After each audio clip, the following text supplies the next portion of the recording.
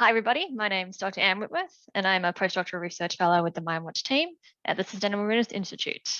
So today I'm going to be giving you a brief presentation on some of the mineral processing opportunities for mining and processing wastes. And I'm going to be flying through some of these technologies quite quickly, just in the interest of time.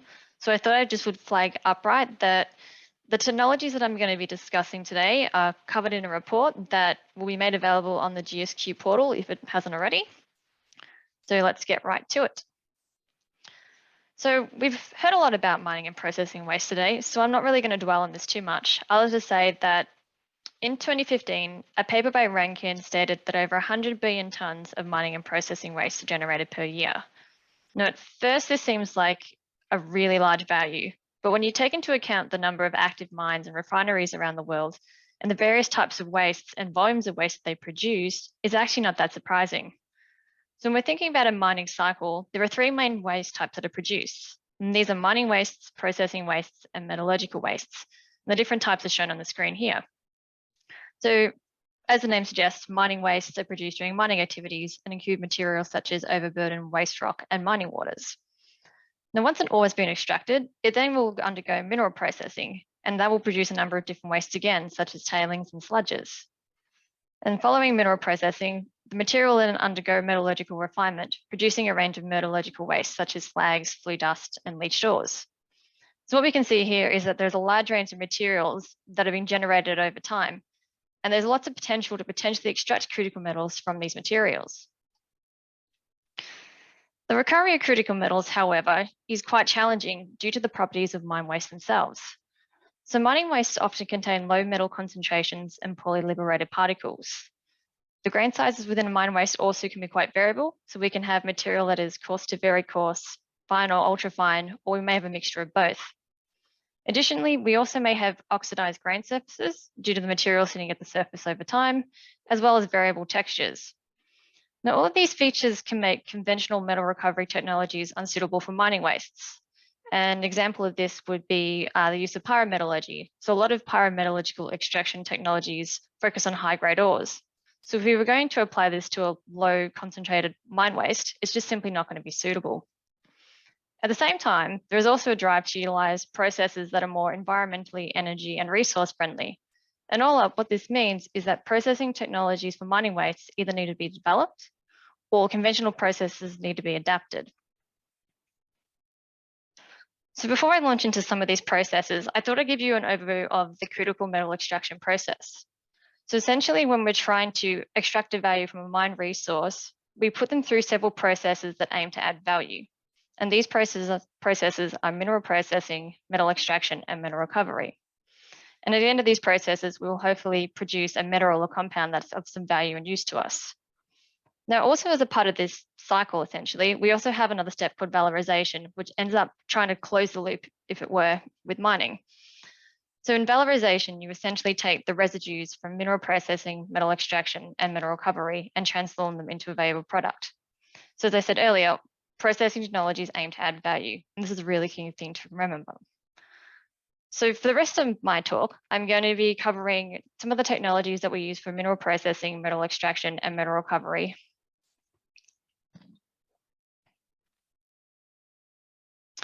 So firstly, mineral processing. So mineral processing involves the liberation and separation of minerals from minerals that are not valuable. So essentially what we're trying to do is, extract a mineral from an ore. So there are a number of different sub-processes that take place during mineral processing. In terms of these sub-processes, crushing and milling are used to liberate the minerals of value from minerals that are not of value. And technologies such as classification, flotation, and gravity separation separate valuable minerals from non-valuable minerals. The valuable minerals will go into metal extraction, which I will talk about later, and the non-valuable minerals will either report to waste, so form tailings, or be valorized into valuable products. So today I'm going to cover a couple of the technologies that are suitable for mining wastes in the milling, classification, and flotation space. So firstly, one of the technologies that is suitable for milling is a technology called stirred milling. And we have an illustration of one of these machines on the screen. So in stirred milling, what you have is a vertical or horizontal cylinder that is filled with a grinding media. And what makes stirred milling really special is that it uses attrition and abrasion action to break up and grind materials. And this is really important for mining waste, as not only does it reduce particle sizes, but it also is very good at scuffing the particle surface, removing oxidized grain surfaces. And this is particularly important for flotation.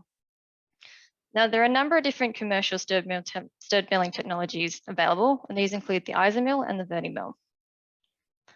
Next, we move on to classification.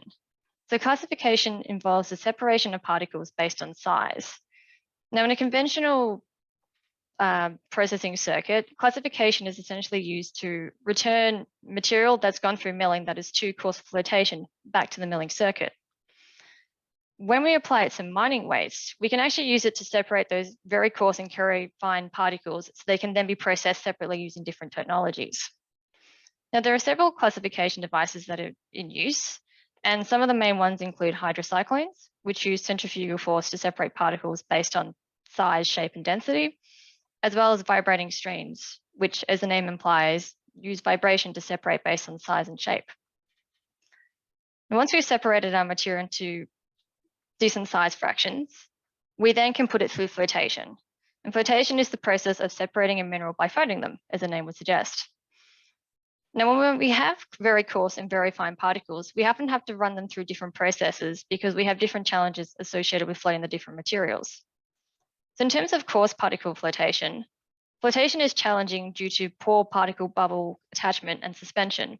So essentially, the grain sizes are so big that even if they do attach to a bubble, they're so heavy that they actually can't be lifted. So one technology that is suitable for coarse particle flotation is fluidized bed flotation.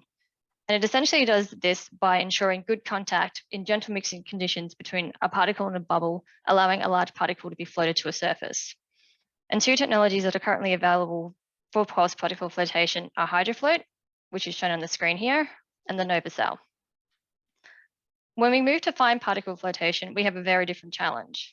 So in fine particle flotation, because we have such fine particles, when they go to come into contact with a bubble, they end up getting caught along the streamlines going around the bubble, so they never actually contact.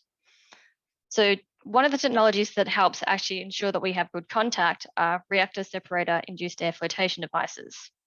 And how these work is they essentially reduce the volume for collision and provide enough energy so that not only can the particle punch through the streamline, it actually will attach to the bubble. And again, there are several different technologies available for this, including the Jemison cell and the Sachs cell. So next, we'll move on to metal extraction. So metal extraction, as the name implies, involves extracting a metal from a mineral. And when we talk about technologies for metal extraction, we have to think about them in terms of what type of mineral types they can be applied to. Basically, with extraction technologies, not going to be suitable for different mineral types. So you have to be selective. So there are several different types of metal extraction technologies that are suitable for mining waste, and they can be considered either traditional or advanced or novel methods. So in terms of the technologies considered traditional or advanced in traditional methods, we have some technologies in the pyrometallurgy, hydrometallurgy, and bioleaching space. So firstly, pyrometallurgy uses dry, high temperatures to extract metals. And as I said earlier, pyrometallurgy is typically suitable for high-grade ores. But there are some smaller processes that are suitable potentially for mine waste materials. And as Anita mentioned before, one of these is by cobalt blue. And essentially what cobalt blue does is it uses pyrolysis of pyrite to liberate cobalt. So that's one of the technologies that's suitable for mining waste. Next, we have hydrometallurgy. So hydrometallurgy uses aqueous-based chemistry to extract metals. And hydrometallurgy is suitable for a range of mineral types such as silicates, sulfides, and oxides. And there are a few technologies within hydrometallurgy that are currently seeing a lot of interest at the moment in the mine waste space. And these include atmospheric leaching, which includes the DNI process, as well as high pressure acid leaching. Next, we have bioleaching. So bioleaching combines the biological functions of microorganisms together with hydrometallurgy to extract a range of different metals. And bioleaching is very suitable for a range of different minerals, such as arsenides, tellurides, silicates, pretty much most of them, which is fantastic. There are several different types of ways we can bioleach a material. So we can either do it through irrigation or heat bleaching and through stirred tank leaching. Now, of all these technologies, bioleaching is seeing a lot of interest at the moment for a number of different reasons. As I mentioned before, it can be applied to a number of different minerals, but it is also effective at processing low-grade and refractory ores, and is also considered more environmentally friendly and less costly than other extraction methods. So watch this space for bioleaching. In terms of novel methods, there are two that I'm going to cover. These are phytomining and solvent metallurgy. So phytomining, which is also known as agromining, utilizes the biological functions of plants to extract metals. And essentially the way that it does is that we have these plants called hyperaccumulators, which accumulate a metal into basically their biological material. You then harvest the plants, incinerate them, and form a bio-oil that we can utilize. Now, phytomining is only suitable for recovering a small number of metals, including cobalt and nickel, from metal-rich soils. And so far, phytomining has received scientific validation, but it hasn't been able to be applied at a large scale in the mining industry yet. The other technology, solvent metallurgy, is a little bit like hydrometallurgy, except it uses non-aqueous solvents to solubilize and recover metals at ambient and lower temperatures. And so far, solvent metallurgy has been applied to extract metals from metal oxides, but not so much minerals. So minerals we've extracted from mine sites, I should say. Now, solvent metallurgy offers a really good opportunity to directly recover reactive metals, but so far it hasn't been able to be applied at an industrial scale. And that's got to do with the non-aqueous solvents that are being utilized. So one of these solvents, for example, are ionic liquids, which are salts in a liquid state. And the reason that they haven't been able to be applied is because they're expensive, also corrosive, and quite time consuming to produce. So it hasn't really been able to feasibly be upscaled yet. Next, I'm going to briefly touch on metal recovery. So metal recovery involves essentially the purification of a leachate that's being produced from metal extraction. And so we concentrate the metal of interest and remove impurities. And hopefully at the end of that, we have a metal or compound that's of use or could undergo further refinement to become a valuable product. Now, in the interest of time, I'm not going to really cover these technologies too much. What I will say, though, is a lot of the new technologies in this space, such as biometallurgy and thin film composite membranes, they've been applied in different industries. So, for example, they've been applied for wastewater. So we've got a good understanding of how they work. We just need to now start applying them to see whether they're suitable for mining wastes. And one of the advantages of some of these technologies is they can actually recover a huge range of metals. So for example, biometallurgy can recover cobalt, nickel, rhenium, and a lot of other metals. So there's a potential to actually be able to utilize these technologies at a site for extracting multiple different metals, which could be very good in terms of financial savings. So for the next part of the presentation, I'm going to run through an example flow sheet for extracting a critical metal, and in this case, we'll use cobalt, from a material located in Queensland. And the material I'm going to be focusing on is the Rocklands tailings, which Anita has talked about earlier. So Rocklands tailings contain significant concentrations of cobalt that are likely hosted in pyrite and iron oxide phases. From the work that we've been doing, we've been able to show that the particle sizes for pyrite and iron oxide phases range from about 35 to 90 micrometers, and that most of the pyrite surfaces are unlocked, whereas the iron oxide surfaces are variably locked. So the question that I'm posing here is, if the cobalt present in the pyrite phase is found to be economical, how can we potentially extract it using some of the technologies we've discussed today? And before I jump into this, I do want to stress this is a very simplistic system. It's just sort of to illustrate how the process will work. So firstly, we have the pyritic tailings. When we think about mineral processing, because we know the size fraction of the material, that means we have the potential to be able to actually separate it using classification from material that is coarser or finer within the tailings. And once we've done this, we have a pyritic material that has got clean grained surfaces. So we don't really need to put it through comminution again. So we don't need to put it through stirred milling to remove oxidized surfaces. We can then just move it onto flotation and separate it out using that technology. Once it's undergone flotation and we have a mineral concentrate, we then can set it to metal extraction. And two of the technologies I discussed today that are suitable for cobalt removal from sulfides is bioleaching and pyrometallurgy. Once we've extracted the metal, we then can run it through metal recovery. And again, there's a number of different technologies that we could use. For instance, biometallurgy, supported ionic liquid membranes, or synergistic solvent extraction. From metal recovery, we will generate a product, in this case, cobalt.